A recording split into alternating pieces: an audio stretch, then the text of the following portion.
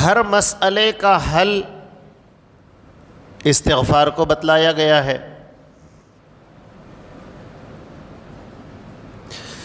حضرت حسن رحمۃ اللہ علیہ ایک مرتبہ مجلس میں بیٹھے ہوئے تھے، ایک صاحب آئے اور انہوں نے کہا کہ حضرت گناہ بہت زیادہ ہو رہے ہیں، کوئی ایسا عمل بتا دیجئے کہ جس سے میرے گناہ دھل جائیں۔ آپ نے فرمایا دیکھو استغفار کثرت سے کیا کرو۔ کچھ دیر بعد اسی مجلس میں ایک اور صاحب نے سوال کیا کہ حضرت بارش نہیں ہو رہی، کوئی وظیفہ کوئی عمل بتا دیں۔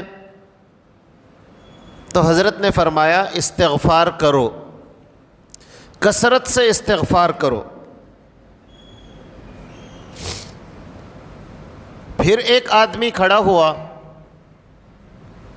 اس نے کہا کہ حضرت کام نہیں چل رہا، دکان لگایا ہوا ہوں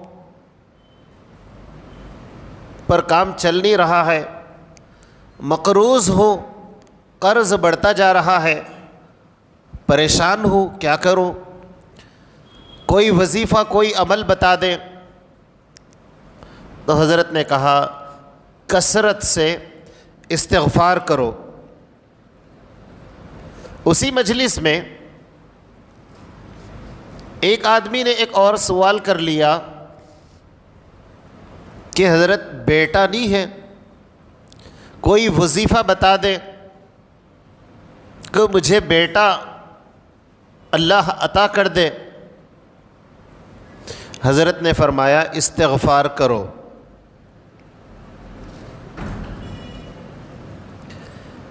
ایک نے سوال کیا کہ حضرت باغ ہے، آپ دعا کر دیں، کوئی عمل یا وظیفہ بتا دیں۔ اس کو سمجھنے کے لیے اس زمانے میں یوں سمجھو کہ گویا اس نے یہ سوال کیا کہ میرا بزنس ہے لیکن چل نہیں رہا ہے، یا یوں سمجھے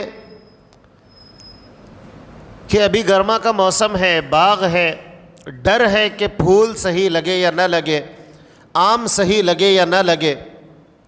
حضرت نے فرمایا استغفار کرو۔ ایک آدمی کچھ دیر بعد کھڑا ہوا، اس نے کہا حضرت چشمہ میٹھے پانی کی ضرورت ہے، کوئی وظیفہ بتا دیں۔ تو حضرت نے فرمایا استغفار کرو۔ اب جب اتنے لوگوں نے سوال کیا اور ہر ایک کے سوال کے جواب میں یہی آ رہا ہے استغفار کرو استغفار کرو، تو ایک آدمی ہمارے علاقے کے جیسا تھا، اس نے کہا سمجھنے کے لیے بتا رہا ہوں کہ یہ کوئی زندہ طلسمت ہے، ہر مرض کی دوا، جو پوچھے آپ بول رہے استغفار کرو، کوئی سوال آپ بول رہے استغفار کرو۔ تو حضرت حسن رحمۃ اللہ علیہ نے فرمایا بات دراصل یوں ہے، جتنے لوگوں نے سوال کیا ہے ان سب کا حل استغفار میں ہے، اور میں اپنی طرف سے نہیں کہہ رہا۔ پھر حضرت نے قرآن عظیم الشان کی ان آیتوں کو پڑھا، پارے 29 سورہ نوح کی آیتیں ہیں جس میں پروردگار عالم نے فرمایا فَقُلْتُ اسْتَغْفِرُوا رَبَّكُمْ، کہ تم لوگ اپنے رب کی طرف رجوع ہو، یعنی استغفار کرو، اِنَّهُ كَانَ غَفَّارًا، وہ مغفرت کرنے والا ہے، وہ گناہوں کو معاف کرنے والا ہے۔ تو مجھ سے ایک صاحب نے سوال کیا کہ گناہ زیادہ ہو گئے تو یہ تو اللہ کہہ رہا ہے استغفروا ربکم انہ کان غفارا، اللہ معاف کرنے والا ہے، استغفار کثرت سے کرو۔ دوسرے نے سوال کیا کہ بارش نہیں ہو رہی، تو اللہ نے آگے فرمایا یرسل السماء علیکم مدرارا، تم استغفار کثرت سے کرو، اللہ بارشیں برسائیں گے۔